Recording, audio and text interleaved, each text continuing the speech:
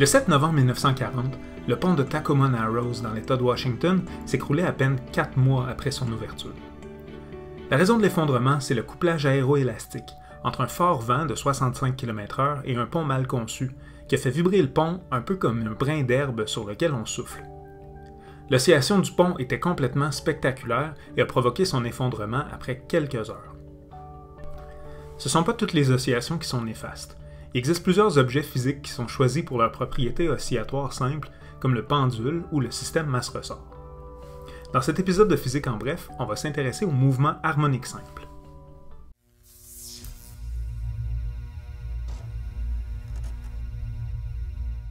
Le mouvement harmonique simple, c'est un type de mouvement où la position en fonction du temps d'un objet peut être décrite par une fonction sinusoïdale. Le plus simple est probablement le système masse-ressort. Par exemple, ici, quand le bloc est à sa position maximale, l'accélération, donc la force, est maximale aussi. Quand il passe par sa position d'équilibre, la vitesse, et donc l'énergie cinétique, est maximale. On peut faire un parallèle entre le mouvement harmonique simple et un mouvement circulaire. Si on regarde juste une composante du mouvement circulaire, on voit l'analogie avec l'oscillation. Par exemple, dans cette excellente animation de Crash Course, c'est possible de comparer le mouvement du système masse-ressort avec le mouvement de rotation.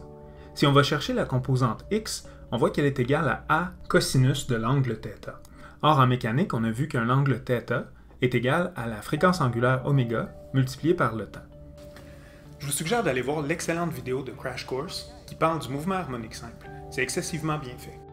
L'équation pour la position, x égale amplitude sinus de ωt plus phi, contient deux nouveaux termes. Oméga, la fréquence angulaire, et phi, la phase, qui nous donne le point de départ du mouvement. Si on dérive cette équation-là en fonction du temps, on va obtenir l'équation pour la vitesse. L'amplitude reste constante, sinus devient cos, puis la dérivée de l'intérieur nous force à placer oméga devant le cosinus. Si on dérive de nouveau en fonction du temps, on va obtenir l'accélération. Donc A oméga sont des constantes, cosinus devient moins sin, puis on a un oméga supplémentaire. On peut ensuite réarranger cette équation-là. On va placer notre moins oméga carré en avant, puis notre A sinus d'oméga t plus phi, c'est tout simplement la position. Donc l'accélération est une constante, moins oméga carré, multipliée par la position. Avec la deuxième loi de Newton et la loi de Hooke, on peut trouver que le rapport A sur x est aussi égal à moins k sur m dans le cas d'un système masse-ressort. Oméga carré vaut k sur m, et donc la fréquence angulaire d'un système masse-ressort vaut racine de k sur m. On a ici les équations qui font le lien entre période, fréquence et fréquence angulaire. L'énergie dans le mouvement harmonique simple est conservée. Ce qui veut dire que si je lâche ce pendule avec une vitesse nulle, son énergie initiale sera seulement potentielle. Ça veut donc dire qu'après un cycle complet, il devrait remonter exactement à la même hauteur. Par contre, si je lâche le pendule avec une vitesse non nulle, il va remonter beaucoup plus haut que son point initial, et donc il va falloir que je me tasse. La période d'oscillation d'un pendule, comme celle d'un système masse-ressort, est aussi indépendante de son amplitude ou de sa vitesse initiale. Le professeur Walter Lewin a montré de façon spectaculaire dans une vidéo produite au MIT qu'elle ne dépendait pas de la masse non plus.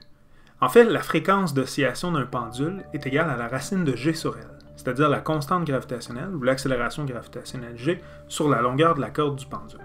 En conclusion, on a vu que le mouvement harmonique simple, c'est un mouvement oscillatoire, que la force sur un pendule ou un système masse-ressort est proportionnelle à sa position par rapport à sa position d'équilibre, que l'énergie est conservée et oscille entre énergie potentielle et énergie cinétique, et que la période est indépendante de l'amplitude ou de la vitesse initiale.